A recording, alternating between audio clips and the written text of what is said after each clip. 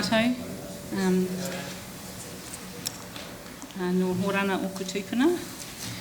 Kei te noho ai ki a Waipu. Kei te mihi ai ki te maunga o Manaia, me ngā awa ko Waipu ko Waionihu. No Ngāti Pākehā o tōku tāne me hoku tamariki. He kai tautoko o Network Waitangi Whangārei ko Jette te Jong ahau. He mihi nui ki ngā iwi ko te parawhau, ko Ngāti Kahu o Tongarei, ko Ngāti Wai, ko Ngāti Hau, ko Ngāti Whātua me ngā puhi nui tonu. Nau mai hara mai ki ngā tangata katoa kai konei ka timata me te karakia. Whakataka te hau ki te uri. Whakataka te hau ki te tonga. Kia mā kina ki uta. Kia mā taratara ki tai. E hi ake ana te ātākura ki he tio. He huka, he hauhunga. Haumie, huie, tai ki.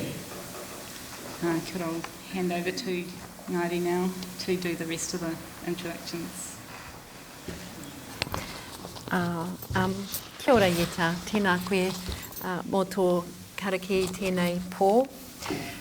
Kia ora koutou katoa, nā mihi mai oha kia koutou, nau mai hara mai.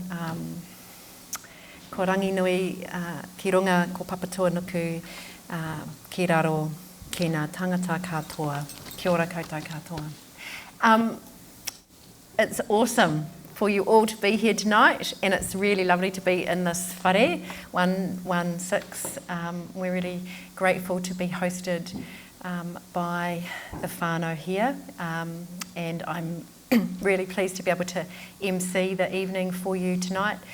Ko Ngaire aho, he Pākehā aho, he tangata tiriti aho. E noho ana au e Whangārei, e whānau mai e Whangārei, e tipuaki au e Whangārei. I'm born and bred from Taitokero. Live here, born here, grew up here. I'm also a member of Network Waitangi Whangārei, and we are really proud and pleased to be able to host you all tonight. There's been a team of us that have been putting on these sessions.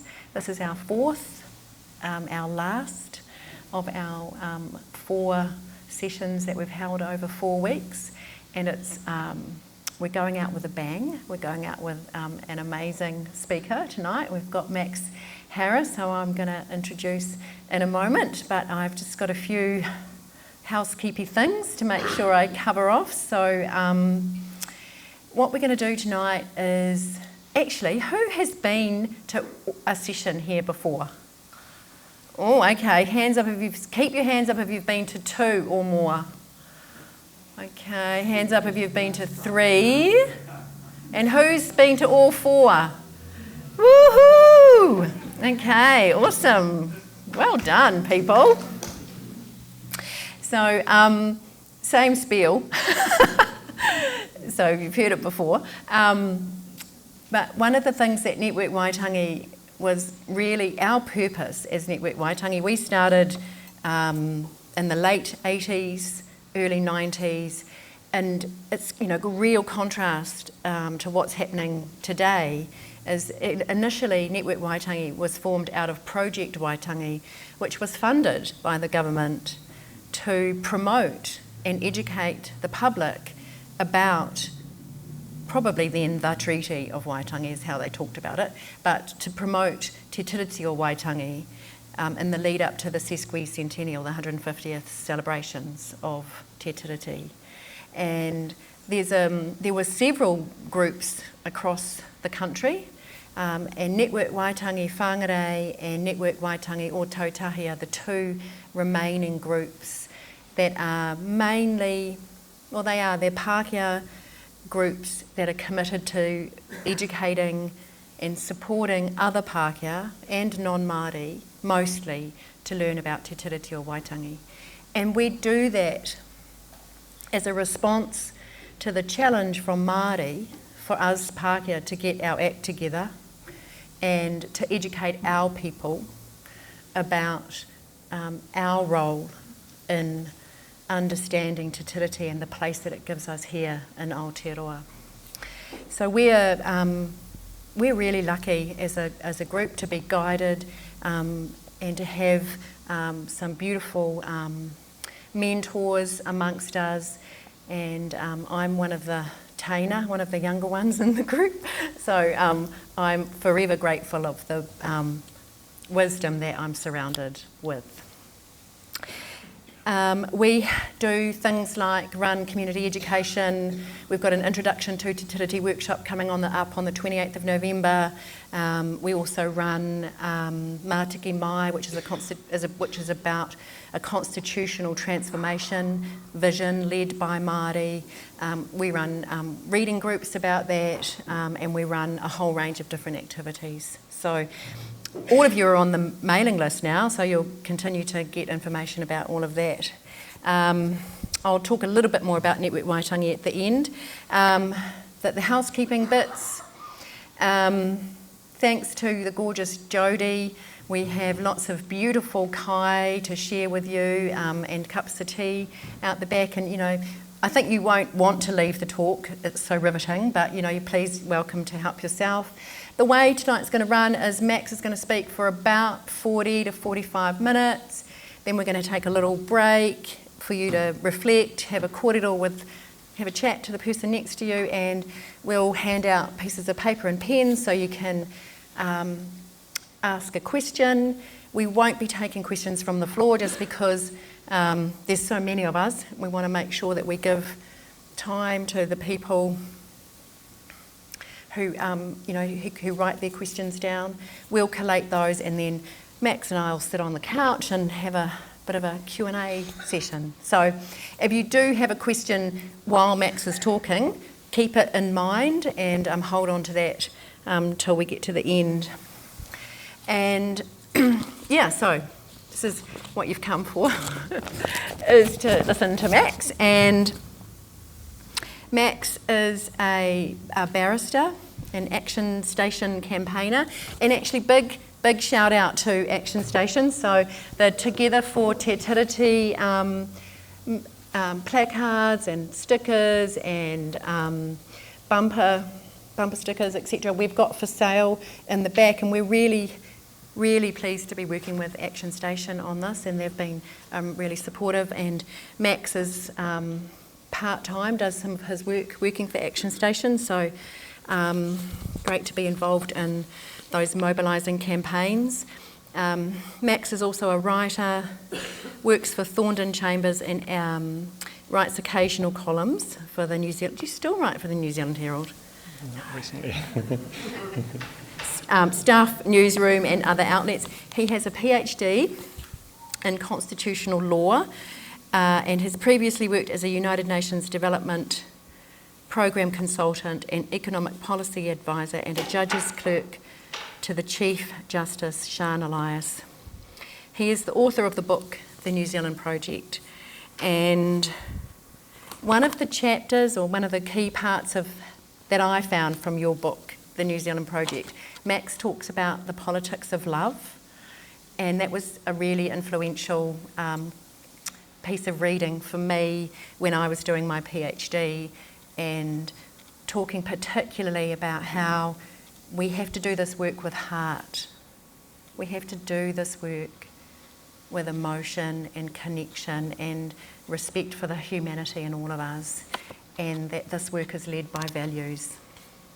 So I just mihi to you, Max, for your contribution to my thinking and lots of people's thinking, and I know that your thinking comes from others as well. So, that's how we develop, isn't it, by the sharing of the collective mind. So without any further ado, I'm going to hand you over to Max, and ngā mihi kia koutou, kia ora.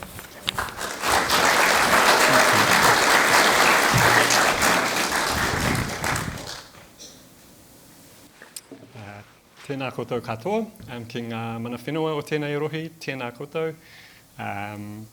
Tēnā koe Jette mō te karakia, ki ngā koutou katoa, tēnā koutou.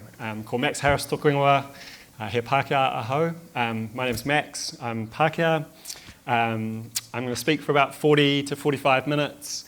I'm going to split this into two halves. So in the first half of what I'm going to say, I'm going to speak a little bit about my background, some of the places and people that I've encountered who have helped me learn about Te Tiriti o Waitangi and Te Ao Māori. And I guess what I want to say there is how much my life has been enriched by Te Tiriti o Waitangi and Te Ao Māori. And then in the second half, I'm going to speak quite a bit about the Treaty Principles Bill, the context around it. This is the bill that had its first reading today. What's driving it, what it is, why we should be worried about it, and what we can do about it. And I guess my aim in all of this is hopefully to leave everyone a little bit more informed, but more importantly to leave you all more confident in taking arguments and points to conversations that we all need to have with our families and our friends and our communities. I did want to say a huge thank you to Ngaire and to Jette and Network Waitangi Whangārei for organising. There's a lot of work that's gone into these sessions, and I really admire what you've done in starting these conversations, and I really appreciate the chance to be here. It's been a really hectic time, I'm sure, for lots of people for lots of reasons, and I do think it's really great to stop and pause and reflect. I've already mentioned what I'm going to try to address tonight, so I wanted to start just with two quotations that reveal some values that I hope will run through what I say. So the first is from Dame Sian Elias, an amazing lawyer, a former Chief Justice, my old boss, and she said, "In talking of the treaty, we should acknowledge that no country can ever have been launched in such beauty and with such expectations of law." That no country can ever have been launched in such beauty and with such expectations of law. Not that far from where we are today. And then the second quotation I wanted to start with is an amazing line from Masua Moana Jackson, lawyer, philosopher, thinker, Māori thinker, from a piece in E Tangata called "What It Means to Be at Home in This Land." And Moana said, "What the treaty actually offers, I think, is a shared sense of home. It gives people from somewhere else a chance to make a home in this land." And I think these are really beautiful words, and I think what lies underneath these words are also some really important values. The value of beauty, the value of hope, and the value of home. And I think that Te Tiriti brings us back to these values, and it also puts on us a responsibility to honour these values, and in particular, a responsibility for Pākehā. So I'm going to talk a little bit about myself. I don't want to talk too much about myself, but really this is hopefully to give you a reason to trust what I have to say here, or at least to listen, a reason to listen to what I have to say. And I want to talk about this because every person comes with their own perspective and background, including me, and maybe also from saying a bit about my family and also some of the people I've come across, we can make connections through this talk. And it's one thing that I have learned from engaging with Te Ao Māori, that there is great richness that comes from exploring and understanding our own family history. I think growing up, I didn't know that much about my family past beyond the fact that my dad came here from the UK and that my mum grew up in Whanganui. But through being around Māori who appreciated whakapapa and who impressively could recite their whakapapa, I think I started to understand the importance of knowing your own past and also finding the footholds in your own past that give you a sense of continuity with a longer struggle, as well as a sense of responsibility that might come from the things that my family were complicit in. So to say a little bit more about my family, my dad on my dad's side is from a little mining town in South Wales called Seven Sisters. And in that side of the family, there are miners, and there was also someone who ran a pharmacist, someone who ran a hotel.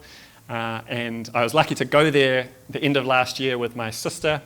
And it's a town that, in some ways seems quite bleak. There's a pit that's been filled in. But there's also the pub, which is the same pub that members of my family worked in years ago, and I remember my sister and I going in and being bundled into a pub quiz where we came last. So much for all this education. But a town full of stories and pride. My mum's dad is from, my dad's mum, finish with my dad's side of the family, grew up in Queensland, and I don't know that much about where her family came from in the UK, but what I do know is that her family worked in a sugar factory in Queensland, and that sugar factory had its own entanglement in colonisation because of the role of sugar in the Pacific, including in relation to enslavement of people in the Pacific. My mum, I mentioned, grew up in Whanganui. Her dad was from Glasgow in Scotland, and her mum was from Birmingham.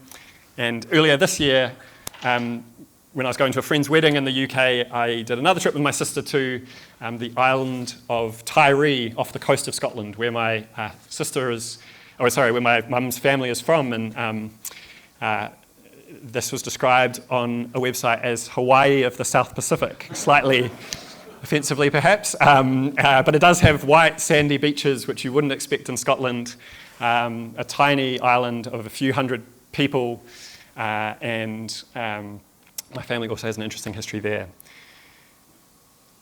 My auntie is someone who I'm really proud of, and I talk about kind of footholds. She is deeply political.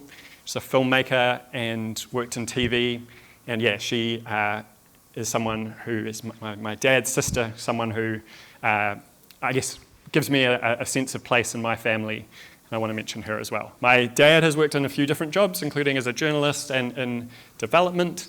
My mum has worked as an artist and then as a nurse, and we grew up mostly in Pōneke, Wellington.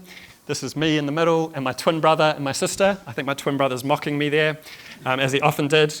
And my twin brother runs a house painting company in Wellington and has saved far more money than I have through his working life. And my sister works in council housing policy in London. And I'm going to speak a little bit about the schools that I went to, because they're one of those places that helped me think more deeply about Te Tiriti. But just briefly now, after schooling mostly in Wellington, but also for a brief period overseas in Indonesia, I moved up to Tamaki Makaurau, Auckland, went back to Wellington and worked for Shane Elias, which I'll come back to.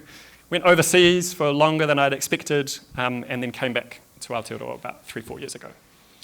I'm going to say a bit about Te Ao Māori and Te Tiriti or Waitangi tonight, but I don't want to assume too much knowledge. I know there are some people in this room who may be Māori and may know more about these topics than me, but there might be some who don't know anything about these topics. And when I say Te Ao Māori, I understand this to mean something like the Māori world, but including Māori histories, Māori concepts, and Māori figures and communities. I'm not an expert, but as I'll explain, engagement with this world has made my life richer. Why am I saying Te Tiriti or Waitangi? Am I just using the Māori equivalent of the treaty? No, I'm using the term Te Tiriti quite deliberately because that means the Māori text, which is the paramount text that prevails legally and is the authoritative text. And many of you will know what is in Te Tiriti, but for those who don't, it contains, to simplify slightly, a preamble that refers to the lawlessness that was prevalent in New Zealand before 1840 when it was signed, refers to the intention of the Queen Victoria to protect and also to her desire to maintain peace. And then Te Tiriti has 3 articles. The first article is about kāwanatanga for the crown. That comes from the word kāwana, which is a transliteration of the word governor. So it's just the Māori equivalent of governor, and it means governorship. So that gave the crown the power of governorship. Article 2 assures Māori unqualified tino rangatiratanga. That comes from the word rangatira, chief. Rangatira tanga means chieftainship, and tino means absolute unqualified chieftainship over their lands, villages, and all their treasures. Taonga katoa. And Article 3 says that the Queen will protect Māori and give them the same rights and duties and privileges of British subjects. So Article 1 about kāwanatanga, Crown governorship, Article 2 about paramount ultimate authority for Māori, and Article 3 about the Crown extending rights and duties of English subjects to Māori. It followed He Whakaputanga, the Declaration of Independence in 1835, which itself stressed Māori self-determination, and as Moana Jackson has said, also was about interdependence. So I'm just mentioning all of that so that we're on the same page when I talk about engagement with Te Ao Māori and Te Tiriti. So I'm going to talk a little bit now just about some of these places and people, and how this engagement with Te Ao Māori has made my life better, and then I'm going to come on to the Treaty Principles Bill. So I was really lucky to go to this school in Mount Victoria in Pōneke, Wellington, called Clerk School. And Clerk School was a very multicultural school on bicultural foundations. It was a school in Mount Victoria with a strong Māori student population, and also a strong Greek, many working class Greek students from Mount Victoria, as well as students from the Pacific and elsewhere. It was a very creative school, and also a school with very strong Māori leadership. And so from just after the time that I was there, it had a Māori principal, Whaia Liz, who's actually been the principal the whole right up until this year. I think she's about to retire, as well as some incredible Māori teachers. And they taught about Māori histories, including the stories of Hawaii and Maui, about the early founding of this place. There was some learning of te reo Māori and an introduction to concepts like tūranga waiwai. I remember one school production, the theme of which was tūranga waiwai, a place to stand, and encouraged different students to think about how they might interpret that concept differently. I just want to mention briefly going to Indonesia. So my dad got a job which sort of unexpectedly took us to Indonesia. He was the project manager of a development project, and my mum worked as a nurse in Jakarta, and we went to an international school, which was an incredibly privileged school with some very privileged students. It was an awesome experience in some ways, including to learn Bahasa Indonesia, which has some similarities with Te Reo Māori. 1 to 5 in Bahasa Indonesia is 1, 2, 3, 4, 5. A little like tahi rua toru wha rima. And a couple of things were important about this time for me. It made me think a bit about what it meant to be from New Zealand, because we were some of the few students from New Zealand. We were asked about what New Zealand means to us, but also when we came back to visit our home, or what I considered home here, my accent had changed, and people asked me where I was from. And it was around this time that I did remember starting to think about home, and thinking about this place as a kind of home, albeit perhaps a complicated one for Pākehā. I went to Wellington College, very different from Clerk School, kind of school modelled on the British grammar system, all boys, state school in Wellington. But I just wanted to pick out one person at that school who was my history teacher, Gregor Fountain. So we were taught New Zealand history, and Gregor really drew out 2 points about New Zealand history. One was the importance of local history everywhere, and the land that we were standing on, and how it had come to be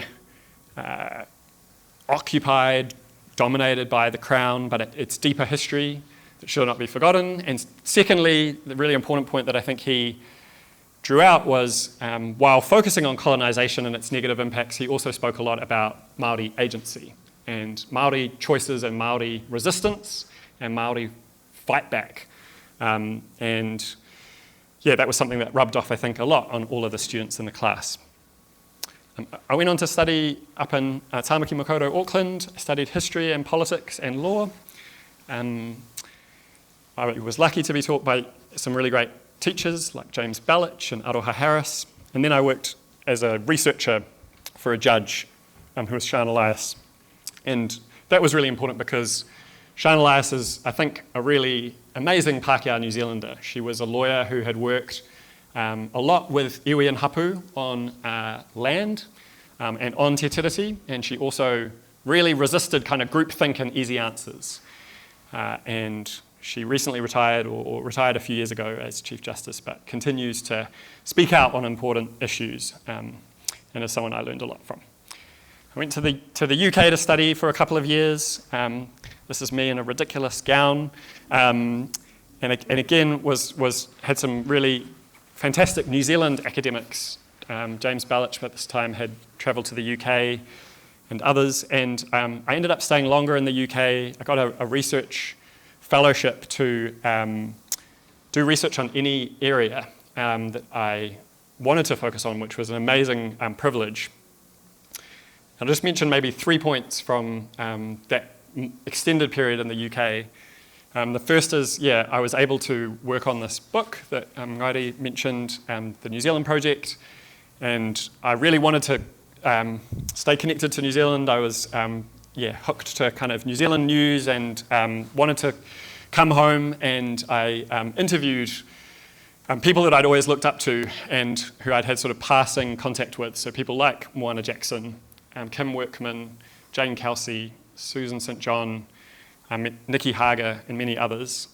And one theme that came out of this was the importance of values and values-based politics to the best work that has been done politically in the broadest sense in the history of this country, inside Parliament and outside Parliament.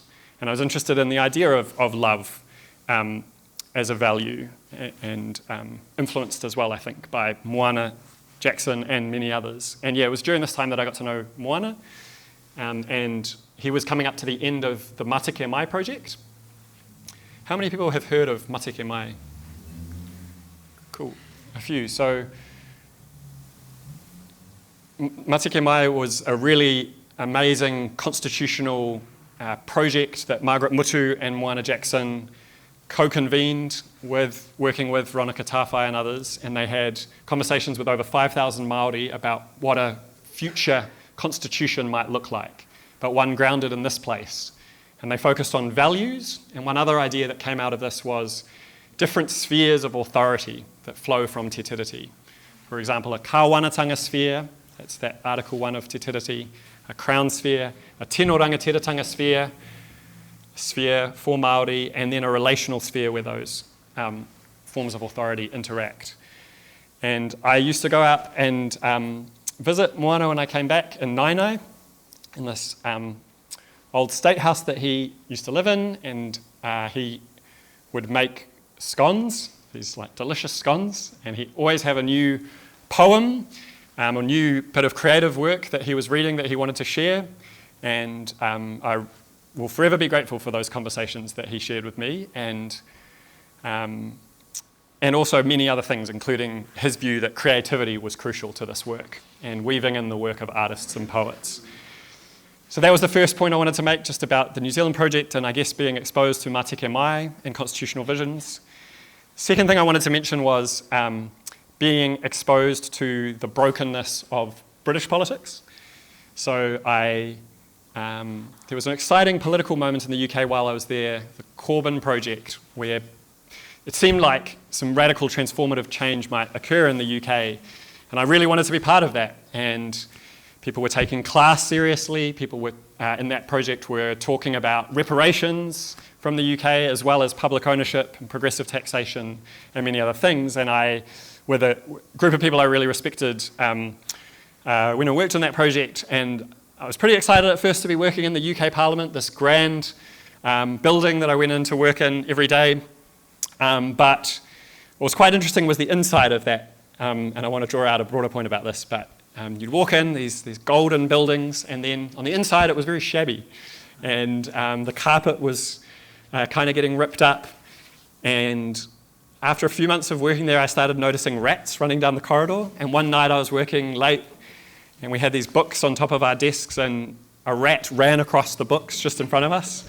And I remember thinking, this is an interesting metaphor for British politics, that on the outside there's this grandeur, and on the inside it's sort of crumbling with rats running down the corridors.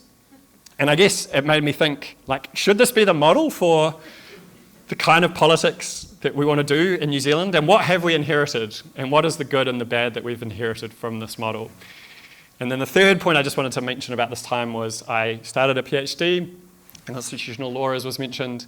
I paused that to go do that work, and then I did want to finish it, but the PhD was really about how historically those in power in the UK have justified power to themselves.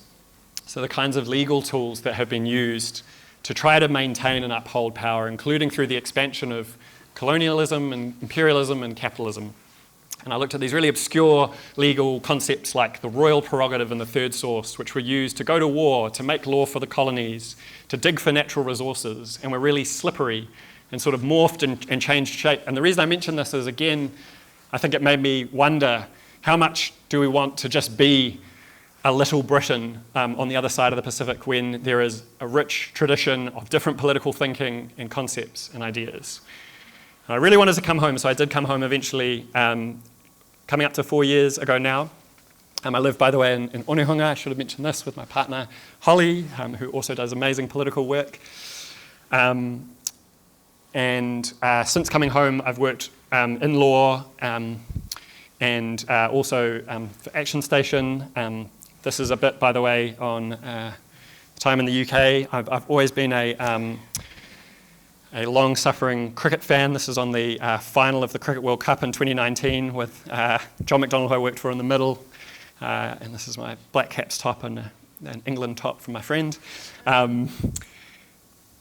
I just wanted to mention, also that since coming home, I felt a continuation, I guess, hopefully, of this learning journey, and worked quite closely with Annette Sykes, who's an incredible Māori activist and lawyer, who was one of the lead lawyers to challenge the Treaty Principles Bill, which I'm coming on to in a sec, at the Waitangi Tribunal, who's talked always about class and colonisation and the economic system, as well as the colonial system. So she's one other person I wanted to mention. And then, I feel very grateful to work at this amazing place, Actionstation, and there's someone, I think, here tonight, Grace from Actionstation, who's actually my boss. But I'll say more about the Together for Te Tiriti campaign here later on. I took a year out, or much of a year, to work for Efeso Collins, the late Whaanana Efeso Collins. And I was his campaign manager in his mayoral campaign, and he's also someone who took Te Tiriti seriously, who spoke about love and values, and I think is another model for how we think and do in this space. Who should not be forgotten. So just to summarise, before I turn to the Treaty Principles Bill, and I meant to say at the start that, hopefully if you're interested in values and stories, this part is of interest to you, but if you really want to get onto the law and the arguments and what to do, just coming up to that. But I just wanted to say in summary, I guess, what some of these experiences of places and people, tauiwi, non-Māori and Māori, have brought home to me. So one is an expanded view of the world. And there's lots of examples we could give from that, just from engaging with Māori concepts that make us think in a more textured way, maybe. So for example, one example that's often used is how in Te Reo Māori, when there is talk about the past, the preposition that is used to talk about the past is in front of. So the past is in front of you rather than being behind you. And I think that helps us think about the past as we move forward. Another concept, there's a friend of mine who is expert in Te Reo Māori drew out for me, is that the word aroha, sometimes translated as love, doesn't just mean the kind of giving out of breath, but also in Te Reo Māori use has this link to grief, and draws out the kind of interesting relationship between love and grief, and helps to think about that differently. As well as expanding or making me think hopefully more deeply about the world, I think it's these encounters have helped me understand my foundation in this place, my complicated sense of home, but my sense of home nonetheless. And I am a tangata tiriti person in the sense that Te Tiriti or Waitangi is the basis for my being here, is the reason why I can be here. And for all of us, it is the portal into being able to experience Māori culture. And I think that's an important point when Māori culture is sometimes praised in non-Māori circles or enjoyed, if we think about practices like the haka. Those cultural practices can only be appreciated because Te Tiriti has allowed that portal into Te Ao Māori, as limited as it might, as limited as people's understanding might be. I also think that some of the best parts of New Zealand culture may have been shaped by Te Ao Māori. And this is a point that Justice Joe Williams, the only Māori judge on the Supreme Court, has made, drawing on some thinking in Canada, where he spent time as well. So I think that where in broader New Zealand culture there is a focus on hospitality, and I think within Pākehā circles we might have a way to go on that, but where there is some focus on hospitality, I think that is informed by Māori traditions of hospitality on marae and elsewhere. I think where there is humility, that can be drawn and informed by Te Ao Māori. And where there is a deep understanding of history and an appreciation for family history, I think that to a large extent comes from Te Ao Māori. I also think these engagements are exciting. And so I'm going to come on to some bleak things in a moment, but I think that some of these visions, like visions for Mātikere Mai, some of these models are really imaginative, and they should give us cause for hope. But I'm going to come on to the Treaty Principles Bill, because that's what had its first reading today, that's what's been in the news, and that's what you are probably wanting to hear more about. In the interest of time, I'm going to move through this, but what I was going to say if I had more time was that even though I think some people have good personal relationships, that our collective relationships, especially between Pākehā and Māori, need work. And I've written about Pākehā defensiveness in response to discussions of racism. And I think this is an important point to unpick, and it's not entirely exclusive to Pākehā, but I think it's especially seen amongst some Pākehā. And the point here is just that when comments about racism come up, there are patterns, I think, in that there is often diversion of the conversation, or there is denial that racism exists, or there is detriment centering of Māori, as in a focus on the negatives that Māori have experienced as opposed to the advantages that Pākehā have experienced, as well as demands to move on from this conversation and sometimes to move on from Te Tiriti. And part of the reason why I mention this, and there's a lovely line here about from Ane Ngaire, also an incredible scholar whose book Colonising Myths, Māori Realities really transformed my thinking. But the reason I mention this is because it brings us into the Treaty Principles Bill, because I think defensiveness responds to the perception of a threat in the same way that when we defend ourselves against a threat, but that threat might not be real. And that threat historically and cyclically has been whipped up, in particular by politicians. And so if you look through New Zealand history, you will find multiple examples of politicians whipping up false threats about Māori taking power. You see it in the 1860s, in the Waikato War, where it was thought that Māori were creeping across, going to invade, and that was used to justify the Crown invasion of the Waikato. You see it in the foreshore and seabed debates in 2003, 2004, the claim that Māori were going to steal the beaches. And I think you see it again today in relation to the Treaty Principles Bill. But I'm not one who thinks that the New Zealand public as a whole is ignorant on this. In fact, I have a lot of hope, as many of the people who I've mentioned already did as well. And I think that when people, including Pākehā, are presented with the context and with information that people can understand our history and Te Tiriti and what needs to be done. And this is borne out by Human Rights Commission polling. So the Human Rights Commission did some polling last year which showed that 83% of people felt, at least that the fact that everyone knows our history is important. And it also said that 32% of people feel uninformed about Te Tiriti or Waitangi, but that there were 58% of people who are informed. So there is some information, there's some knowledge there, and I think politicians are often responsible for whipping up threats and steering the public in a particular direction, and I think that is happening now. So, Jess Berenson-Shaw, who is a researcher in Wellington, has been looking at the debate about the Treaty Principles Bill, and she's made this really important point that lots of people are not familiar with the Treaty Principles, and the first time they're hearing about the Treaty Principles is through David Seymour's principles.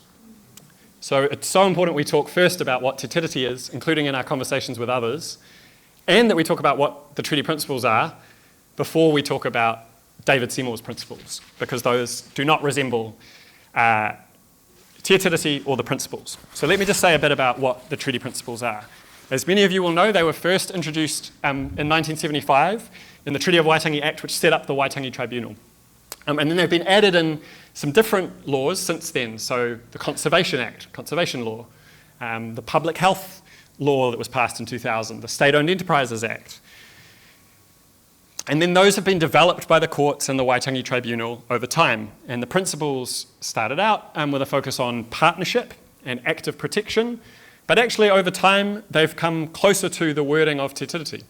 So more recently, the tribunal and the courts have talked about the principle of tino rangatiratanga and the principle of kāwanatanga.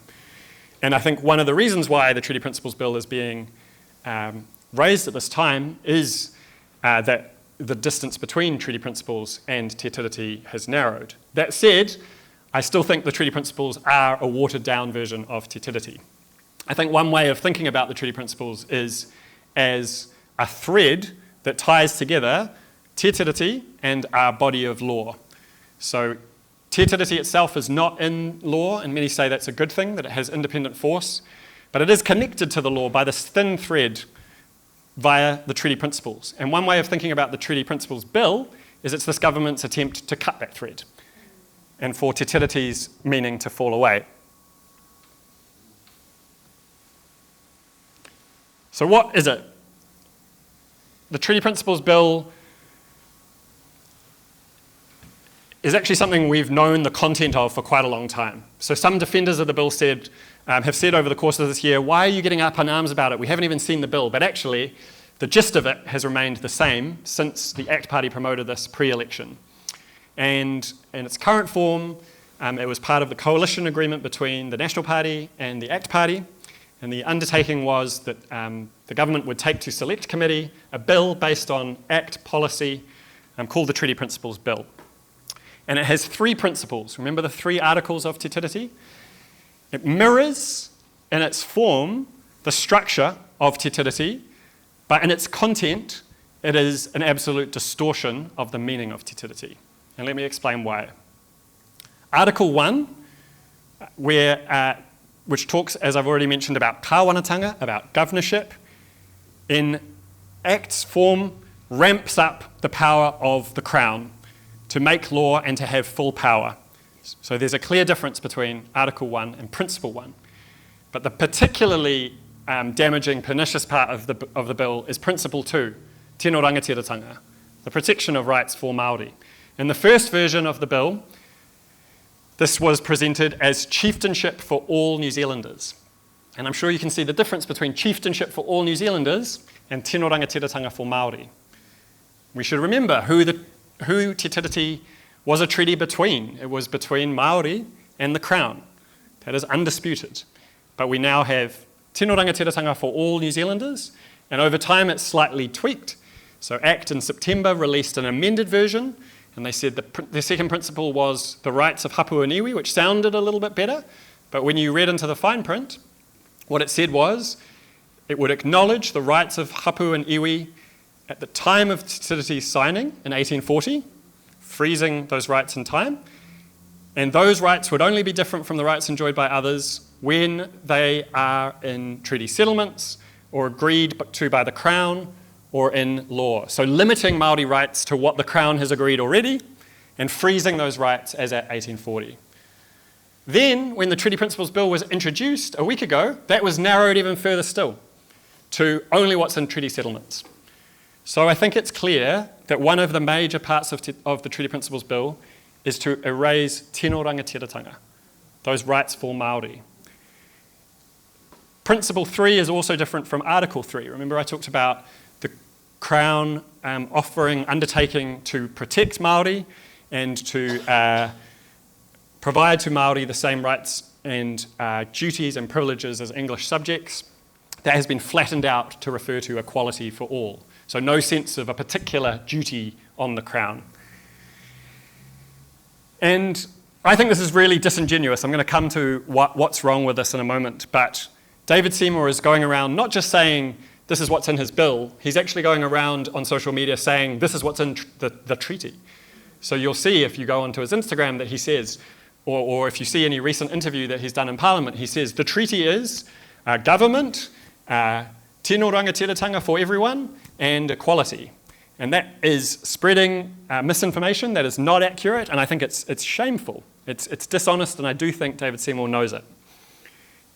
It's part of a broader anti-Māori agenda, unfortunately, as many of you will know.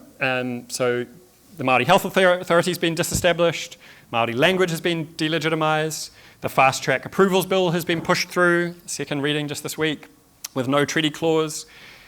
The foreshore and seabed law has been changed again, making it even harder for customary rights to be established, even though the rights of the public have been guaranteed in that law.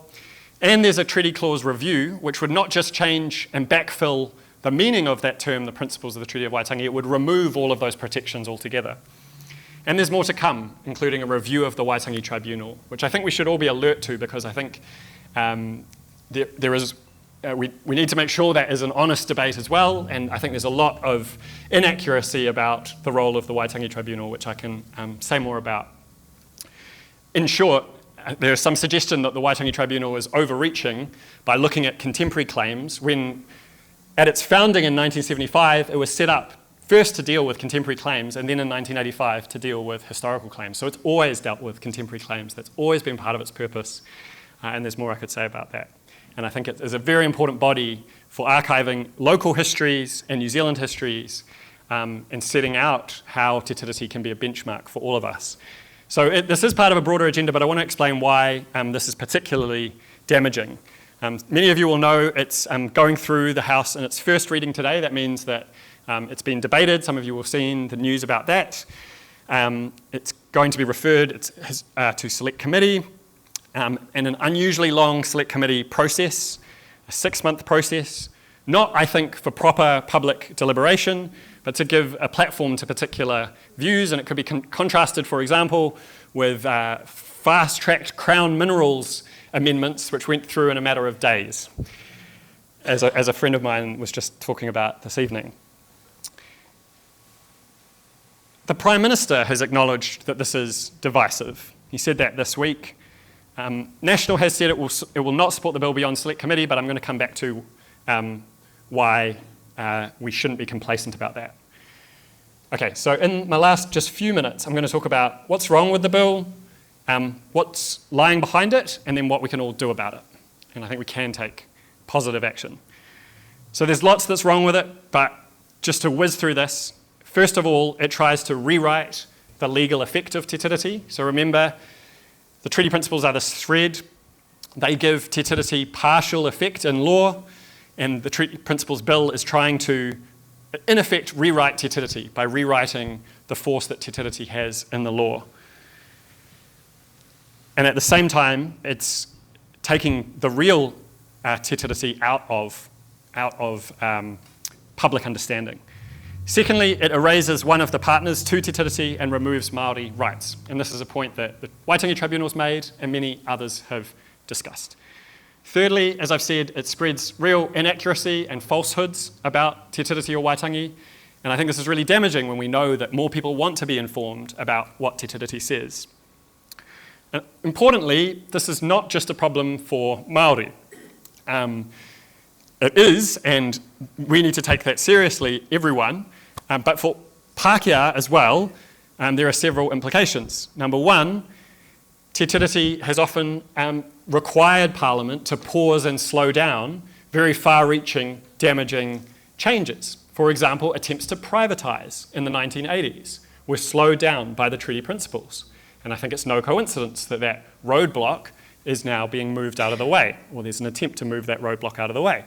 But also, for everyone, if this foundational constitutional document can be torn up and disrespected in this way, what other foundational constitutional documents could be torn up in this way? I can tell you from living in the UK, that no one in the UK would try to tear up the Magna Carta in the same way. And we shouldn't accept the same here. Many people have issued damning criticisms of this bill. Not just the Prime Minister, but also the Waitangi Tribunal has issued 2 reports.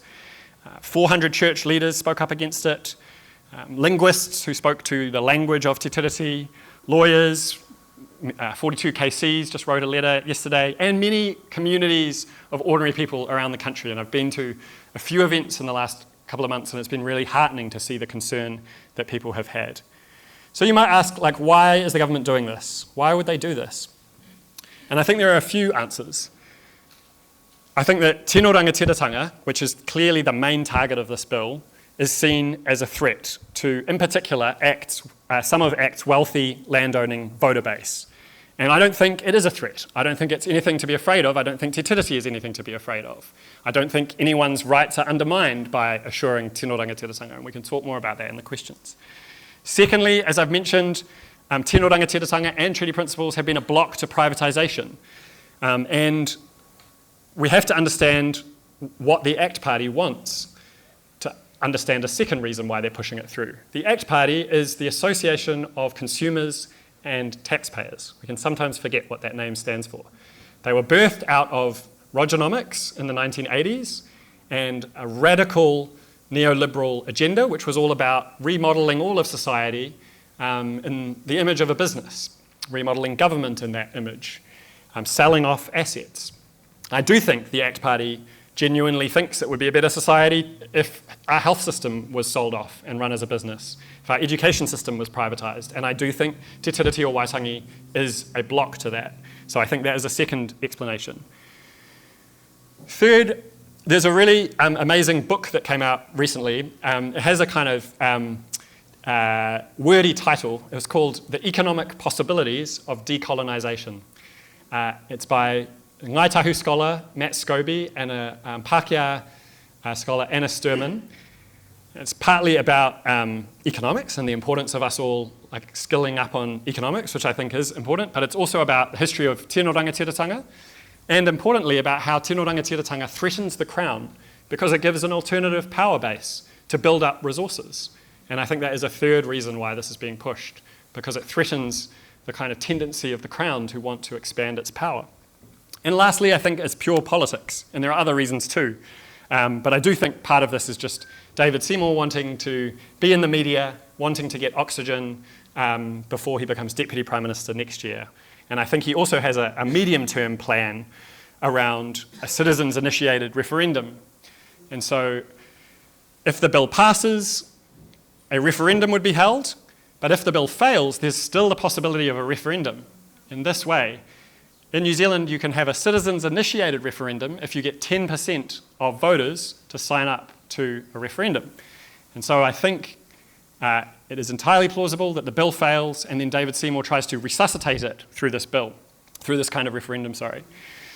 And I think that is part of the plan, and I also think it's possible that this bill will be cast aside and then resuscitated in future. And that's why it's so important we react strongly to it now. Okay, very briefly, I am wrapping up, but I just wanted to address several arguments that often come up, because I want to arm us all.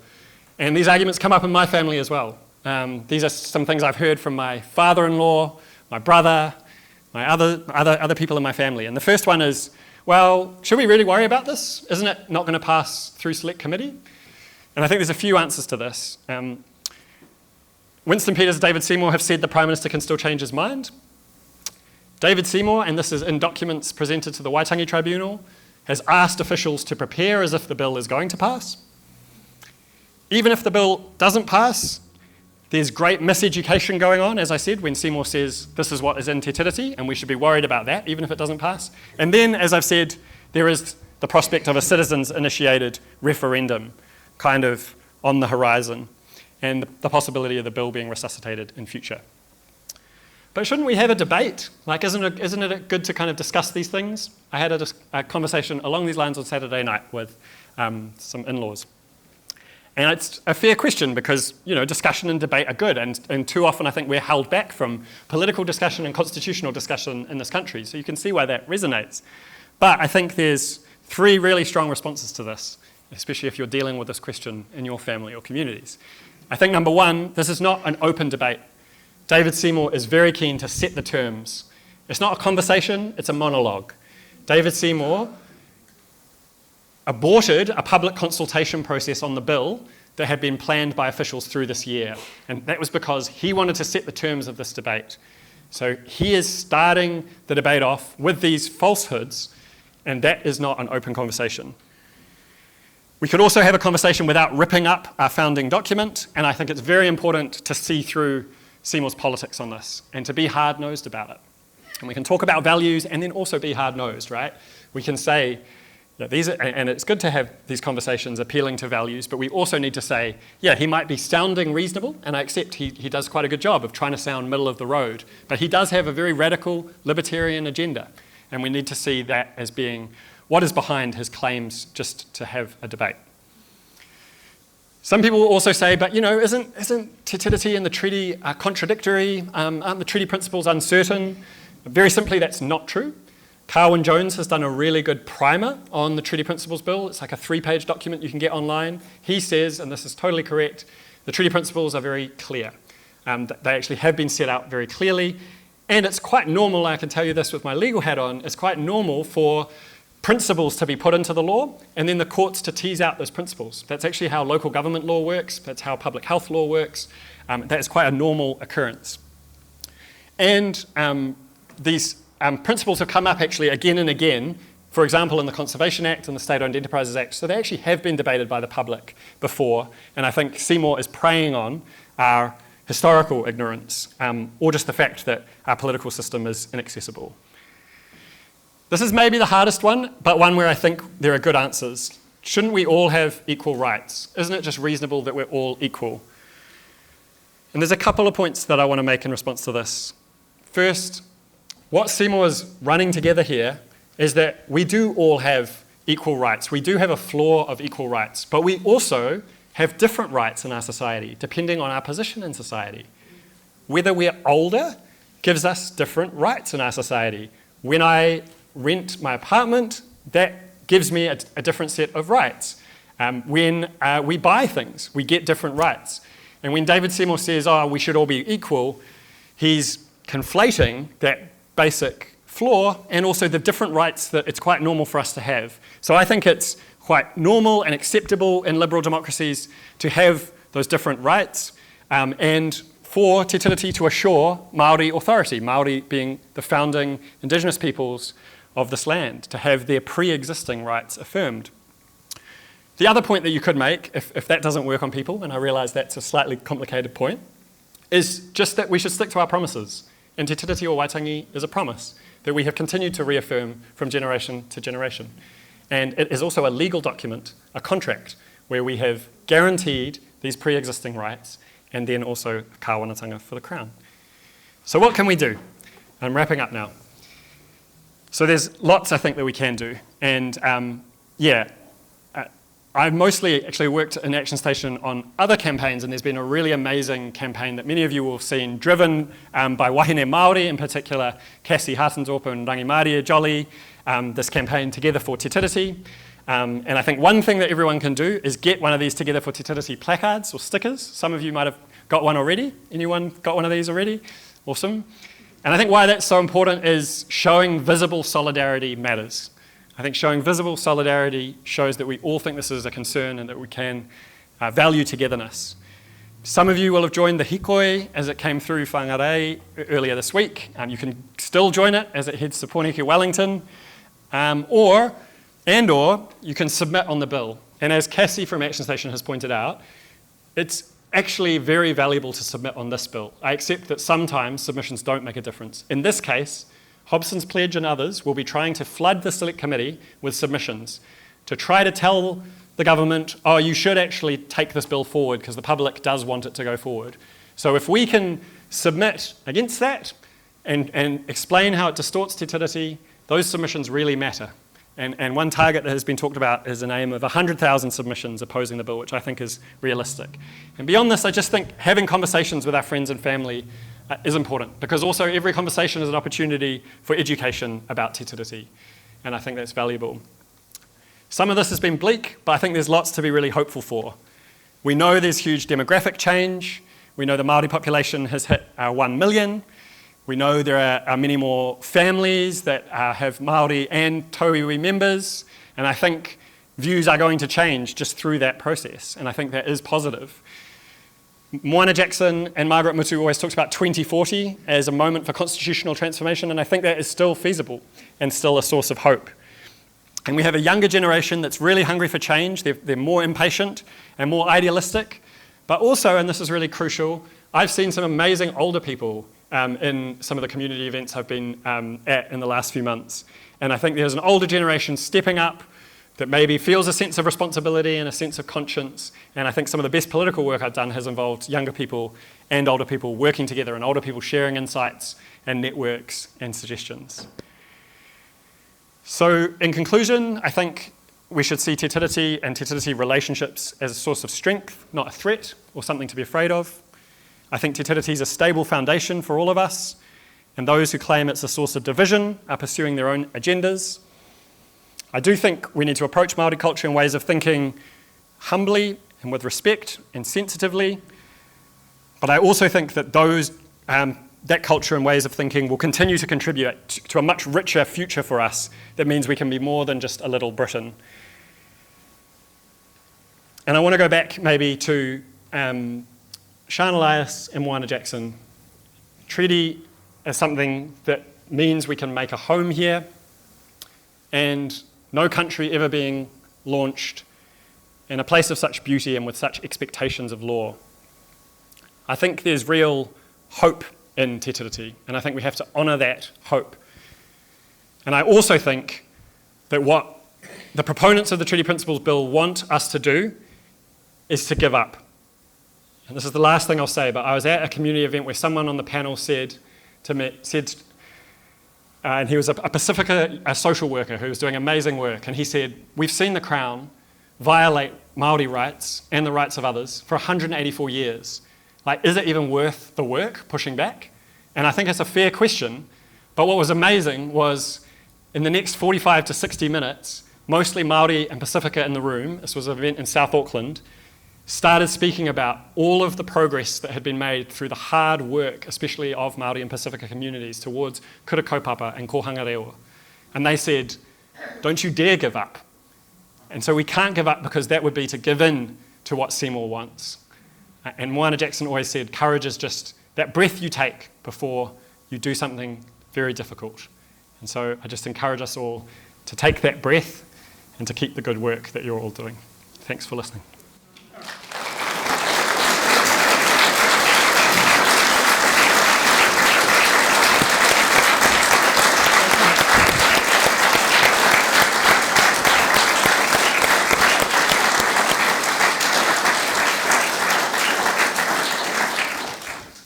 Wow, that was fabulous. Thank you, Max. Even better the second time around. Thank you so much, Max. I'm sure many of you have got lots of questions, thoughts, reflections, insights, and I want to invite you now to take a moment, talk to the person next to you.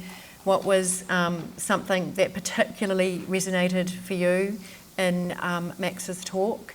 And if you have a question, to consider what that will be, and we'll come round. Our trusty people will come round with paper and pens, and same process that we've been doing in all our sessions. If you can write down your question, we'll gather those and give you 5 minutes, and then we'll sit on the couch and Max will answer those questions. So really invite you to pick the brains of Max, because we had an amazing session today, lots of really complicated legal, constitutional questions, which this kind of topic invokes. So please feel free to bring those forth. Okay, kia ora.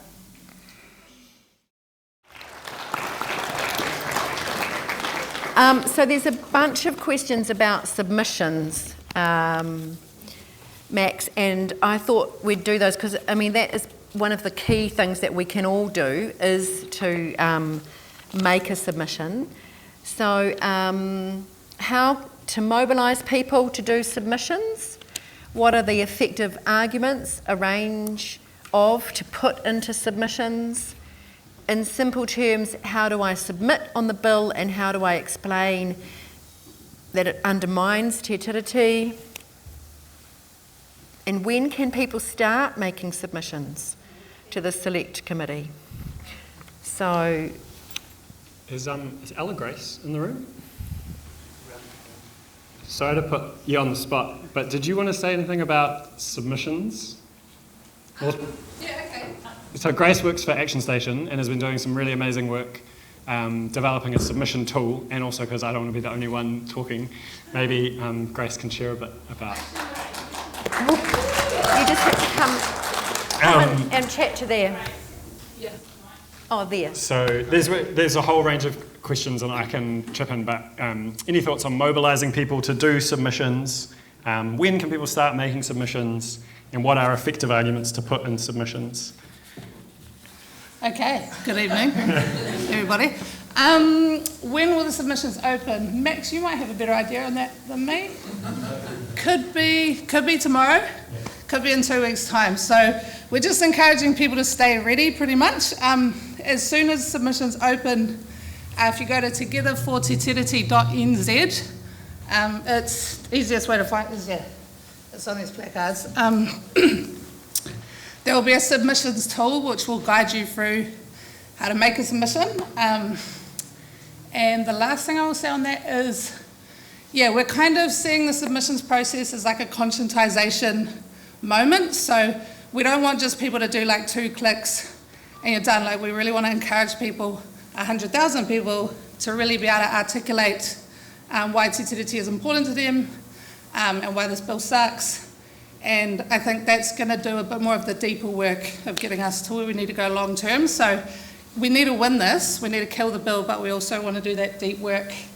We're really encouraging people to either do a submission, or if you're really keen, we're going to do this thing called a party pack, which will outline how you can run an event for people. Like it could be like a dinner party, or it could be a big event like this, where people come together, chat about the bill and make a submission, and then importantly film yourself talking about all those important points and putting it on your social media. So if you missed any of that, this is the website where you'll get all the updates, and the wonderful people of this rōpū will be sharing those updates as well. So I hope that helps. Yeah. Cool. And sorry, I put Grace on the spot and she wasn't prepared for that. But that was amazing.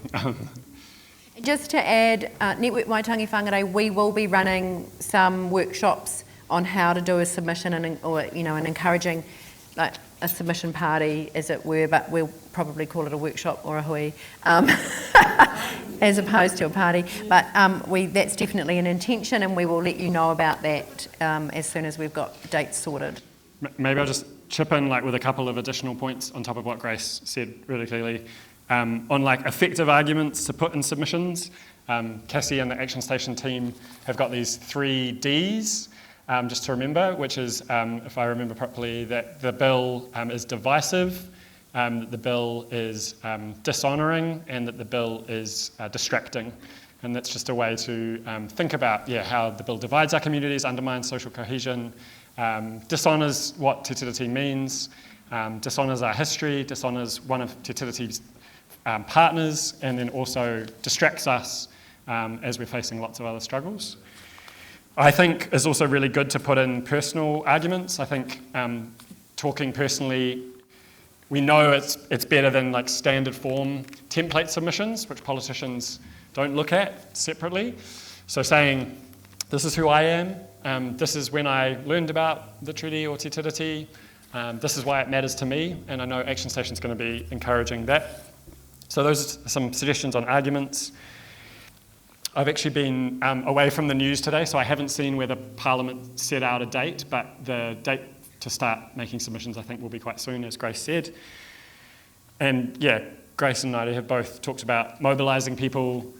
I do think, finding ways, thinking about where you have community already, and where you might have some authority to encourage people to speak up, whether that's your workplace if it's appropriate, or a religious institution, or a neighbourhood group. And I think asking people to come together and say you're going to talk about Te Tiriti given the news, and maybe suggesting that people just take half an hour at the end quickly to do a submission might be great. But yeah, I think submission parties are going to be excellent, and as Grace said, ActionStation's going to support that. And just, lastly, there's this question, how, in simple terms, do I submit on the bill, and how do I explain that it undermines Te Tiriti? So very simply, everything will be on the Together for Te Tiriti website, but you can also go to the Parliament website. If you search Treaty Principles Bill, you'll go to the page for that bill, and you should be able to see make a submission, and it's just like a text box, and it's as simple as writing an email. And so you might just write out the text in a Word document and copy and paste that into the text box. How can I explain that it undermines Te Tiriti? I think saying that is fine, and just use your own words.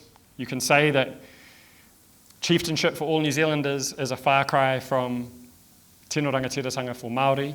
You can say that it writes out one of the partners to this agreement. You can say that it is spreading misinformation. Those are some examples. Awesome. So one of the reasons that Te Tiriti has ongoing legal force as a promise over time is that the Crown is a legal entity that also has force over time. And so the same Crown that signed Te Tiriti owes obligations as the Crown today, and David Seymour is part of that. So these questions are a little bit, they're sort of international, as the three of them together, big ones. Can you explain why Te Tiriti o Waitangi is seen as an impediment to international trade treaties? Are Indigenous movements around the world a roadblock to mineral and mining interests? Yeah. Go. And this sort of says, why is radical libertarianism or fascism on the rise around the world? And is Te Tiriti a protection against fascism? The TPB, I'm not sure what that means, but... Treaty Principles. Oh, the Treaty Principles Bill. Seems in sync with an international spiral of dirty tricks and stripping people's rights in political processes. How do we break the cycle rather than keep trying to stay ahead? Any countries doing this? So these were the sort of three big questions around international connections. Cool. I was only smiling because these are massive questions. Yeah, just a few little ones. I'm just worried about giving simplified answers. So a really good question about, can I explain why Te Tiriti o Waitangi is seen as an impediment to international trade agreements? I'll do my best. So, trade agreements, as they've been signed, like free trade agreements, and the person really to look up on this is Jane Kelsey, who's done amazing work. But trade agreements, liberalise trade between countries. That means they often remove any rules that might get in the way of the buying and selling of goods and sometimes services. So trying to create frictionless trade, and Te Tiriti is seen as an impediment to that because it might mean in some cases that those buying and selling have additional obligations to Māori. Or to additional obligations because of what is being traded and whether something can be traded. And so that was a big issue in relation to a tribunal inquiry called Y262, which is about flora and fauna and culture and intellectual property. And so some things might be too important to be traded, and Te Tiriti is relevant to that. So I hope that explains why Te Tiriti is seen as an impediment. And then the second question is, are Indigenous movements around the world a roadblock to mineral mining interests? And I think yes. I think another example is Standing Rock in the US. Some of you might have heard of that. Big, powerful opposition to fossil fuel interests. I think it's because some Indigenous movements are calling for a collective way of being and a different relationship to the natural world, which is a challenge to people that want to extract and exploit the natural world. And that's why I think solidarity with Indigenous movements is also really important for progressive change. Okay, why is radical libertarianism, fascism on the rise around the world? Is Te Tiriti a protection against fascism? It's probably the biggest question, and I don't know that I have a good answer. I think radical libertarianism is possibly different from fascism, but I'm not going to try to. You could talk for ages. I think so. Radical libertarianism is this idea of, so libertarians believe that the government should be as small as possible. So you should only have a night watchman state. So sometimes you shouldn't even have the police. You should privatize the police. You should sell off the healthcare system, run it like a business, run the education system like a business. And it comes from the word liberty, and they say this enhances freedom, but the question is like, freedom for whom? And is this freedom for everyone? I don't know that radical libertarianism is on the rise around the world, actually. I think it was on the rise in the 80s under Thatcher, Roger Douglas, Ronald Reagan. And I think it is having a resurgence in some places and at some times, but I still think the ACT Party, for example, is quite marginal in its support. I think we should be vigilant. But I do think fascism is on the rise, and I guess fascism is this more complex political force, and I think that's for lots of reasons. I almost want to throw this question to you as well. No. I know you've thought about it. I think that a lot of fundamentals in our, I'm nervous about coming across as someone who, is speaking outside my expertise, but I think that lots of fundamentals are under challenge around the world, like capitalism and democracy and liberalism, and I think it's important that some of those things come under challenge, but that's leading to a backlash where people want to knuckle down and keep a level of control and stability in the face of change, which I think is also entangled in climate change and the way the physical world is going. So I think there is an appeal to these authoritarian, leaders claiming to be all-powerful, and that can slide into a kind of fascism that can be racist and white supremacist. Anyway, whoever asked that question, maybe we can have a longer conversation, but that's my best initial comment, and I think Te Tiriti can be a protection against fascism, because I think, fascism has often come after minority groups, a whole range of minority groups, and I think Te Tiriti is a basis for living together well, including protecting minority groups, and I think that can be a kind of bulwark against fascist power. But those are simple answers to really complicated questions. Yeah. And then just quickly, this it's in sync with an international spiral of dirty tricks and stripping people's rights and political processes. How do we break the cycle and stay ahead? Any countries doing this? Yeah, I think it's really important to understand what's happening, and I think that's why political education is important, and I think this is an example of political education, and I put Grace on the spot already, but Grace has been doing some really good thinking about this, and how we can talk more about privatisation and cuts to public services, and how those things are connected to, for example, Te Tiriti. For example, Noam Chomsky talks about how there's a playbook where you run down public services, you make people angry, and then you privatise things. And those things are connected, and Te Tiriti is a block against those. I think it is important we understand what's going on. I think there's a lot of reasons why we're in an international spiral. I think I do think it's because of these systems are coming under threat, and I think sometimes they do need to be challenged. But I think there's a response to that. In terms of countries doing this well, I struggle, to be honest, to think of a single model. I think there are countries we can look at for some policies that are doing some things well. For example, Bolivia, in some aspects of how it's approached Indigenous constitutionalism, some aspects of what Scandinavian countries are doing, although that is changing quickly. Yeah, there are many other examples. So yeah, leave it there. Cool. Those were the big questions. Some more ones. Is there any legal basis for a binding contract to be rewritten by one party without agreement or even consultation of the other? Do you want all three of these? Yep. David Seymour has said this bill would restore the mana of the founding document by ensuring it delivers what was originally promised. How is he able to say this when the changes are contrastingly different? Is he referring to another document? No, he's just lying. That's the simple answer. He's just a liar, which Willie Jackson got kicked out of Parliament for saying today. What about all the other laws that don't include references to Te Tiriti or Waitangi? How do we change them?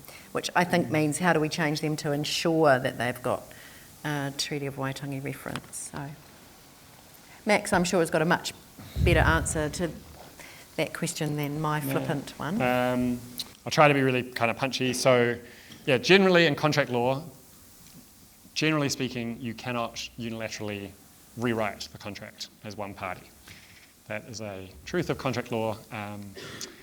There are times when there are very occasional exceptions where parties can be released from their obligations, but not in a way that can be compared to what is being done here, to the Treaty Principles Bill. So yeah, if we're treating it like a contract, like an exchange of promises, then yeah, what is being done would be seen as unusual and likely unlawful in contract law. So that's the answer to that one.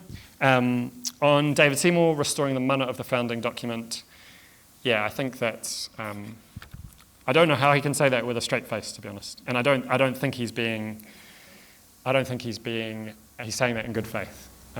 Another really amazing speaker and writer on Te Tiriti issues is Tina Ngata. She wrote a little book called Kia Mau, which is online. And I recently was at a talk by her where she talked about where the talk I think was called He Tapu Te Tiriti, like Te Tiriti is tapu. And she talked about how many Māori rangatira put their sacred marks on the document because there was a sacredness attached to the document. And that is a sacredness that she said is being profoundly violated by the Treaty Principles Bill.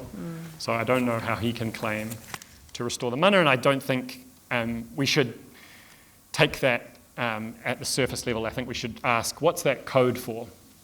What's behind what he's saying? So that's that question. And what about other laws that don't include referendums in Te Tiriti? How do we change them? References, sorry.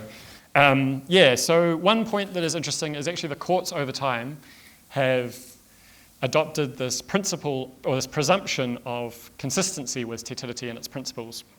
And that is a principle that says even if a law doesn't refer to Te Tiriti, the courts will presume that Parliament does not want to make law inconsistently with Te Tiriti. And that is, I think, a positive thing because it means it's a very reasonable assumption that if Parliament wants to kind of violate Te Tiriti, it should have to be really clear. And what that means is that in other laws, there is a general assumption that they will be made against the backdrop of being consistent with Te Tiriti. Sorry, I'm slipping into legal language now. But my point here is that laws that don't mention Te Tiriti actually do have some element of Te Tiriti protection because of that development, although that is within the Crown sphere, the Kāwanatanga sphere. And some people would say we still don't have a tino rangatiratanga sphere where there is full Te Tiriti honouring. So some people would say, well, we need more provisions in the law that maybe don't just refer to the principles, which are watered down, but refer to Te Tiriti. Rightly, I think some Māori have raised the question of whether the words Te Tiriti should be in the Crown law if that is only going to be interpreted by judges and perhaps people who could rewrite the meaning of Te Tiriti. But yeah, my short answer there is at the moment there is this presumption of consistency and we could think about different ways to add protections, but we need to be a bit careful. Kia ora, Max. And just an add your comment about Tina Ngata and her talk about the tupuna putting their sacred moko or seals on Te Tiriti and the consideration of Te Tiriti as a covenant. A really fabulous book that everybody who lives in Taitokerau, or perhaps everybody that lives in Aotearoa, should read is Ngāpuhi Speaks, which is a report of the Waitangi Tribunal claim and the Ngāpuhi claim that they did not cede sovereignty, Y1040. Susan's holding it up there, and it does contain the words of Quea and Kaumātua of Ngāpuhi as they gave their evidence, and there are some beautiful stories in there from people who have since passed but who have held the story of Te Tiriti through generations, and that well worth the read to understand a unique Ngāpuhi Taitokerau perspective on Te Tiriti. Awesome, we're getting through them. Why not counter the bill by rewriting the treaty principles in a form that would be more in keeping with the treaty? Maybe just answer that one. Because we don't need to, because we already have principles that are more in keeping with Te Tiriti, and I think I was saying, the principles have come closer to Te Tiriti already, so principles like kāwanatanga and te no rangatiratanga. So that's one reason. And also I do think we should be working towards honouring Te Tiriti in full, and not just the principles, which I think were this compromise in 1975, and I think we've come a long way since then. And I should have mentioned, one final thought. I think another reason this bill's coming up now is I think in the last 5 to 10 years there has been a really positive growth in understanding and advocacy around Te Tiriti, partly prompted by Māteke Mai, partly prompted by the kohanga reo generation. But I think that means that we can move closer to honouring Te Tiriti itself rather than being stuck with the principles. That'd be what I say to that. Kia ora, Max. So we're the converted, but given the huge resource that is behind Seymour, how can the masses become better educated quickly? Which, and sort of related to that, is what is known about the Atlas Corp that backs Seymour. So maybe though, they're not quite related, but that's a couple to go on. So maybe everyone in the room is converted, maybe everyone in the room isn't. I don't know, but I think it is a good question. How can we get everyone better educated? Well, if there is 100 people in this room, and we each, have some connection to 20 people through our family, and we each go out and speak to those 20 people at some point in the next couple of months, that's already 2,000, right? People that we get to, just from the connections in this room. And remember, we're talking about 100,000 submissions.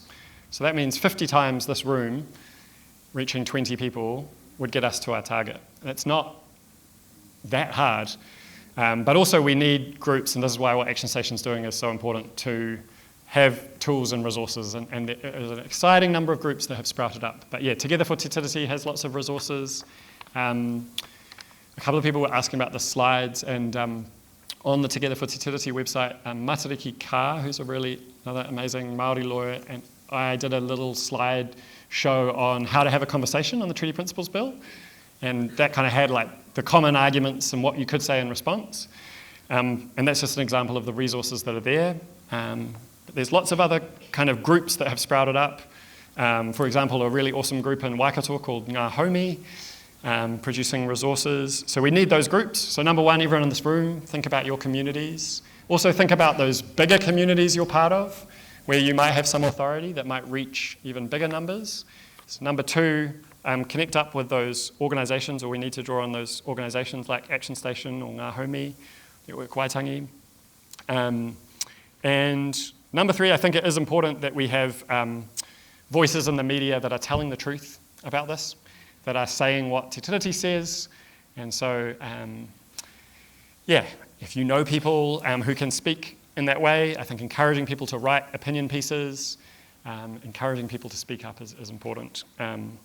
So yeah, I think it's going to require all of that. But I also believe that people do think it's important we know our history. They do want to be better informed. I actually think, especially with Pākehā, a lot of people just feel a bit uncertain.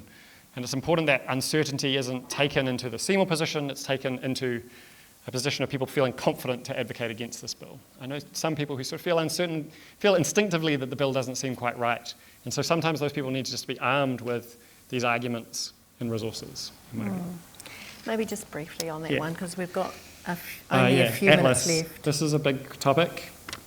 The Fabian Society did a good session online on Atlas, and I chipped into that as well. And I think Atlas is real, and it's part of the problem of kind of a neoliberal, a version of neoliberal capitalism spreading around the world. It's a network, for those of you that haven't heard of it. It's actually headed by a New Zealander, and it is connected to David Seymour, but I don't think it's the whole problem. And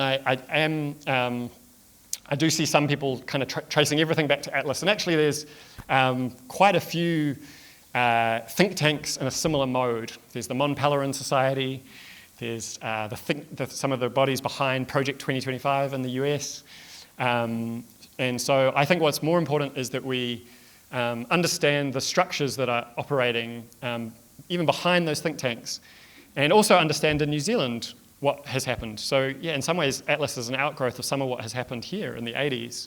And we need to look at the network of groups here that have been built up, including by people like Muriel Newman over the last 20, 30 years, Centre for New Zealand Political Research, New Zealand Initiative and its links to the Business Roundtable, Free Speech Union, Taxpayers Union, and understand and map how power is operating, and also understand how this government is entrenching that form of power by appointing some of the people who were key during Rogernomics. Richard Prebble just appointed to the Waitangi Tribunal. Graham Scott, the head of Treasury during Rogernomics, just appointed to chair of the Social Investment Board. So I think more important than, because sometimes I think putting Atlas at the centre of everything can almost get close to a kind of conspiratorial thinking, and that can demotivate us because it can make it seem like, oh, it's just like a couple of people pulling the strings, and also it can make it seem like it's too hard to take on, whereas I actually think we can dismantle some of the most damaging structures of power.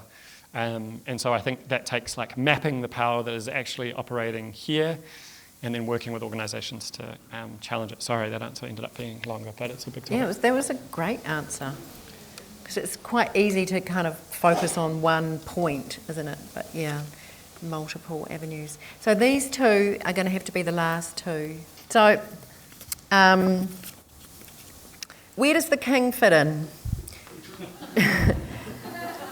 Does he weigh in on the yeah. Where does the king fit in? Does he weigh in on the conversation? Does he have a right of veto?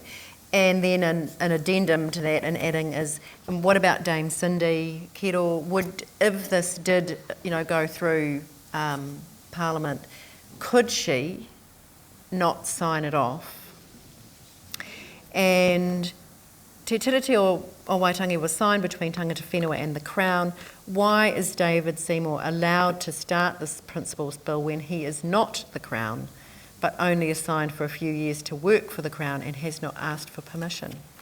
So those are two maybe related questions. Great. Okay, trying to wrap up in 2 minutes so we can get out by 9. Thanks for your patience.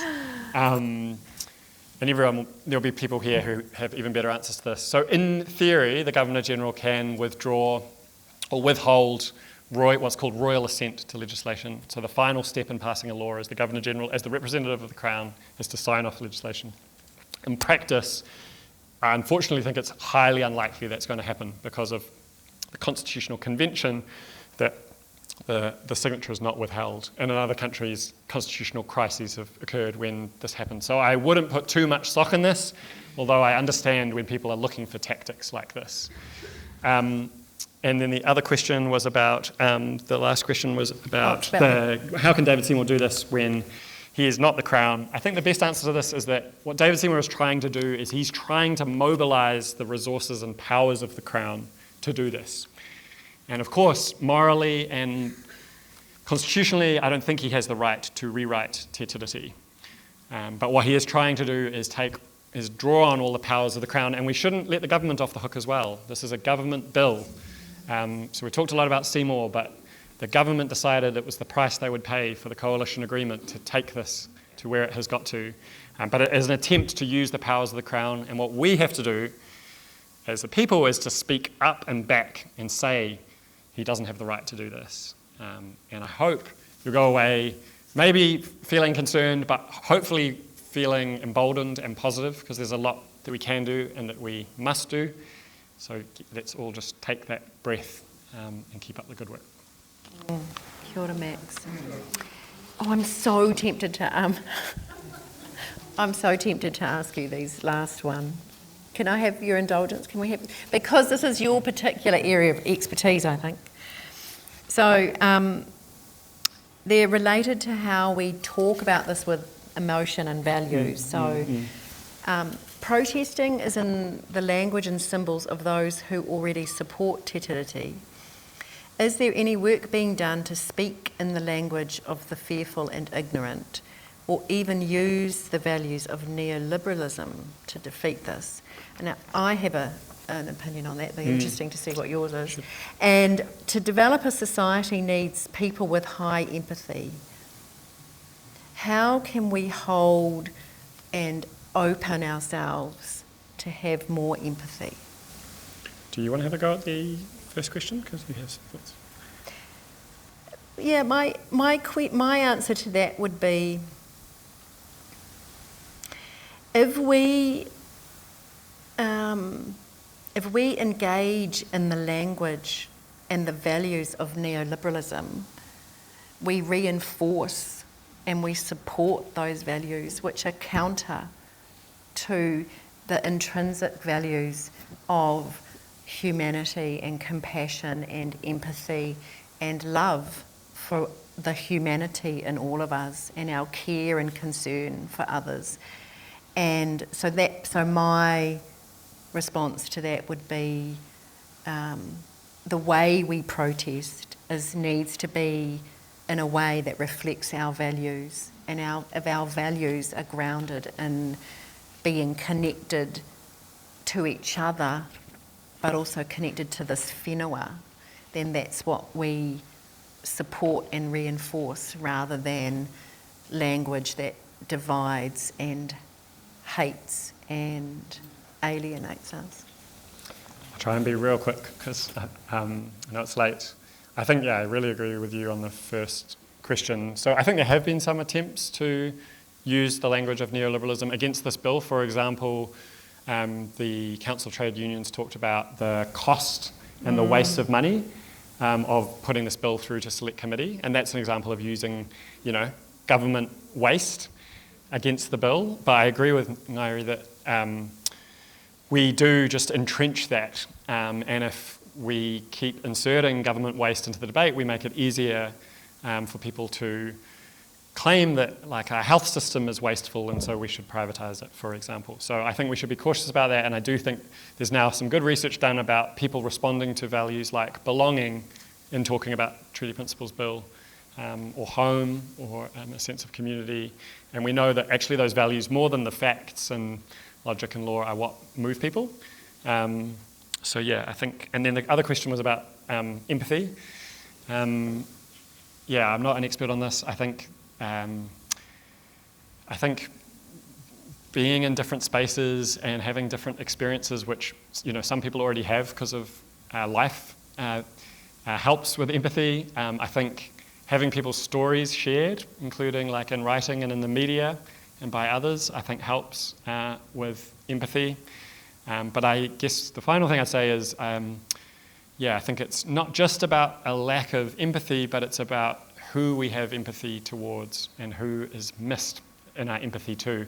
And I think, there are these kind of structural biases, and I think most people are empathetic, but there's always a question about who's in someone's in-group and are you empathetic outside of your in-group?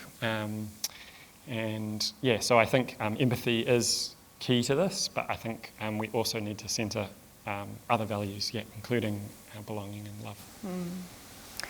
Awesome. Well, we'll bring it to a close now, so I just invite you to join with me as we thank Max again.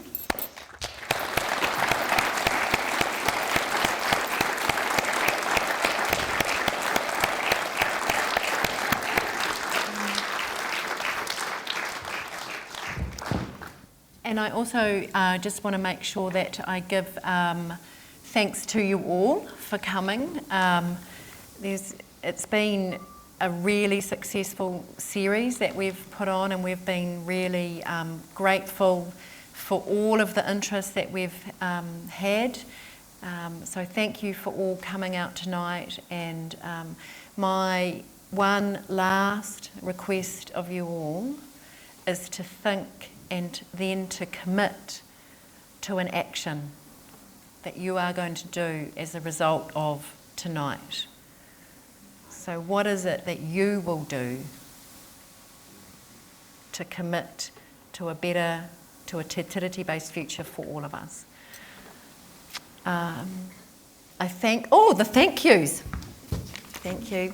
We have a little gift for you, Max. So I'm going to open it. I'm going to open his gift for him. But this is a bit of a plug for those of you who know the Heteraka whānau. So Maya Heteraka, Dr. Maya Heteraka has written this book, Te Kawa Tuku Iho, Inheriting the Sacred Jawbone, and it's about Indigenous knowledge holders and how they might reimagine education. So this is, Maya is a local from Ngāti Wai, and this is a taonga of a book. So it's a small but meaningful appreciation from us to you for all your work, and a great big thank you. So ngā mihi.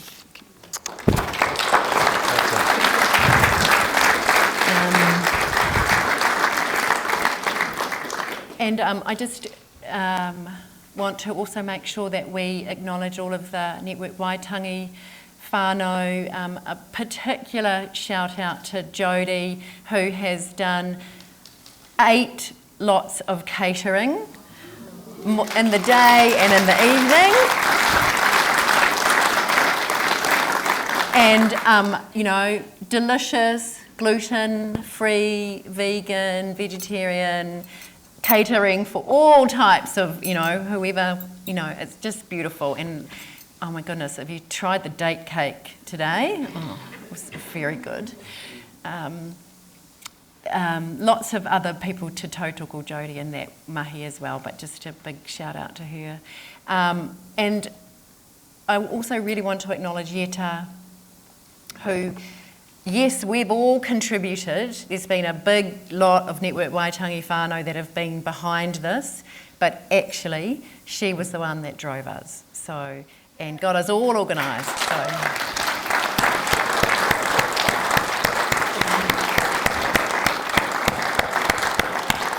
And you're now all on our mailing list.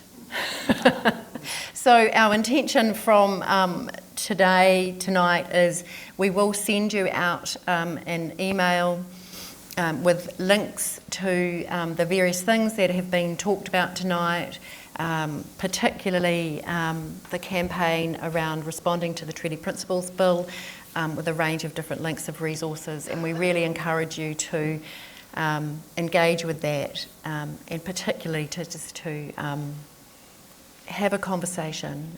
This is now on all of us, and as Max has left us with this wisdom, we are blessed to live in this land, and we live here because of, Te Tiriti gives us the right to live here. It sets out a peaceful and honouring agreement for us who are non-Māori to live in a respectful and honouring way with tangata whenua. And that is a gift. It is a taonga and it is a gift to us all. So that is what we're fighting to hold on to. So kia ora everybody, thank you so much for your engagement, and I'm going to hand over to Jette to close with karakia for us. Kia ora. Kia ora, thank you, Ngaire. I'm just going to take up 2 more minutes of your time to say that I've only really been involved with Network Waitangi for less than a year. I bumped into Moya about this time last year protesting outside a Stop Co-Governance rally and realised that 20 years ago we had walked side by side in the foreshore and seabed hikoi when we were both young mums with 2 little boys. Recognised each other immediately, and I said, Moya, I'm feeling so angry and frustrated, what can I do? And she just said, don't worry, come to Network Waitangi. And I just want to say to all of you, there's so much power and comfort in being part of a group, to know that you're not alone in your feelings and your wish to make things better. And while I thank Ngaire and the rest of our team for their praise of me, it was just an idea, and it's nothing that could have happened without being part of this amazing group that's been going for nearly 40 years. So my gratitude is to everyone at Network Waitangi who've been there, some since the beginning, for trusting me, a relative newcomer, to have some ideas and, giving me the tautoko to allow that to succeed. And it's just amazing to see so many people here. So thank you all. I think you've made me, everyone at Network Waitangi, hopefully yourselves and others, feel that there is strength in numbers. And I'll close our session and our series with a karakia that was gifted to our whānau by Harry Williams when I went to learn Te Reo Māori, and we were talking about our kāinga tūturu, where we feel we're from, and I said, I don't really know, and he said, go to Holland to meet your whānau, and I came back to New Zealand and was bawling my eyes out on the plane because I knew where I belonged and it was here. So this was a karakia that he taught us. Tū ana hau ki te ao tapu nui a tāne, ka kōrero ahau ki te whānau a tāne, kia tāne whakapiripiri, ki ngā rākau, ki ngā hua, ki ngā manu, ki ngā kararehe, o te rangi o te wai o te ao tūroa me te whenua e. Ka hiki ngā pakiaka ki te wai o papa tū ānuku, ko ngā pika ki a rangi nui. Haumi e, hui e, tā iki e. Kia ora Jette. Kia ora koutou.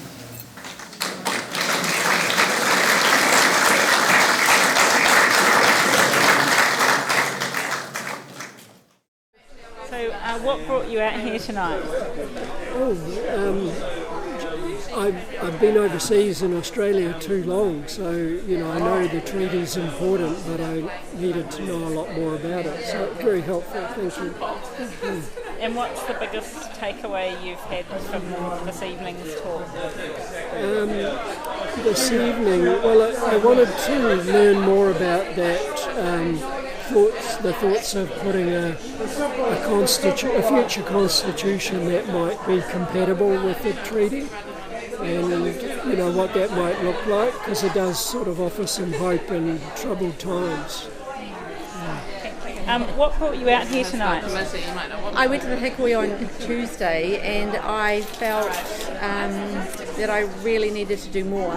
The hikoi isn't enough. I think that I'm really upset and desperate, and that's why I want to join with like-minded people and learn more how to tackle the questions that will come from family members who are not of the same thoughts as I am.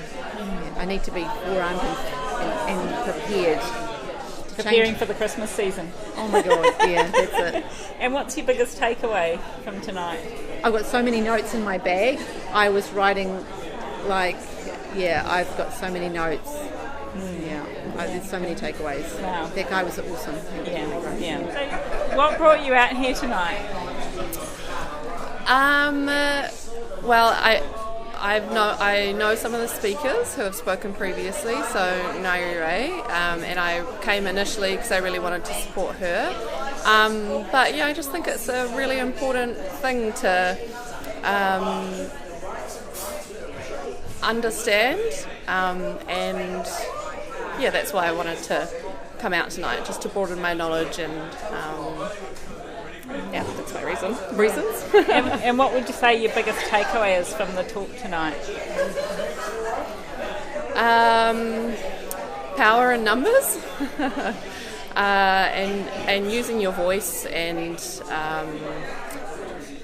your privilege, I guess, in some ways, to really make a difference. So what brought you out here tonight?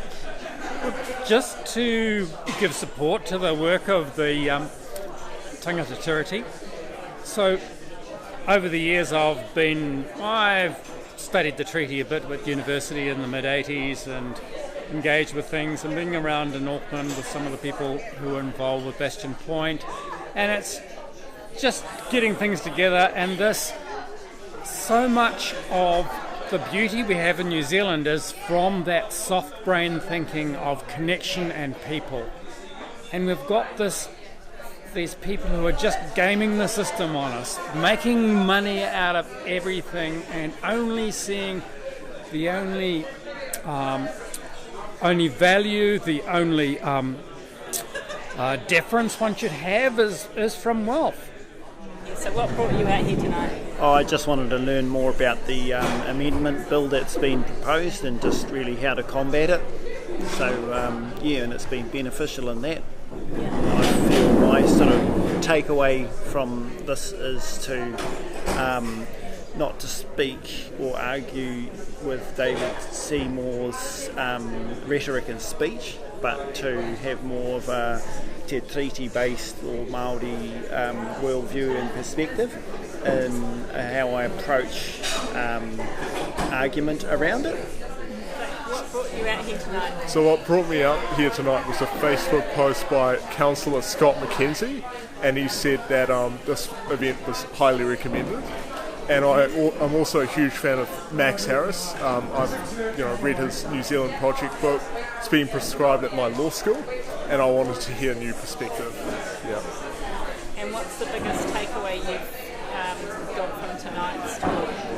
Well, a lot of the speaking points by Max Harris I've actually heard before at law school, but he really inspired me in looking how we can reimagine our constitution and reimagine our future as a multicultural society. So what brought you out here tonight? This is the third of the series that I've been to, and I think I mentioned last time I lived in a Māori community for 20 years and had that connection at heart level and on the ground at the marae, various things, but I just felt like I needed to fill in lots of gaps in my education about Aotearoa's history, about he whakaputanga, te tiriti o Waitangi, and just want to keep learning and do my part to encourage other people to keep learning. And what's your biggest takeaway from tonight? I just was so moved. There were so many things that were amazing, but I was just so moved by Moana Jackson making him scones and sharing that, because I just thought, sharing kai, that manaakitanga connection, taking the time. I just feel like if you make connections, good things can grow from that. What brought you out here tonight? I was just really fascinated at the kaupapa and the kōrero Network Waitangi has been putting on over the last several weeks, and was lucky enough to make it to the lucky last session today. So that's what brought me out here today. But really motivated around the content of the kōrero because of what's happening now politically in our landscape with the bill that's in front of Parliament, and I guess more broadly around some of the rises and movements that is happening around globally, but also here in Aotearoa too, and seeing what we can do as tangata tiriti and tangata whenua together around, I guess, enhancing and solidifying our commitments to Te Tiriti Waitangi and understanding the true intent behind it and what that looks like today in contemporary times. And what's your biggest takeaway from the kōrero today?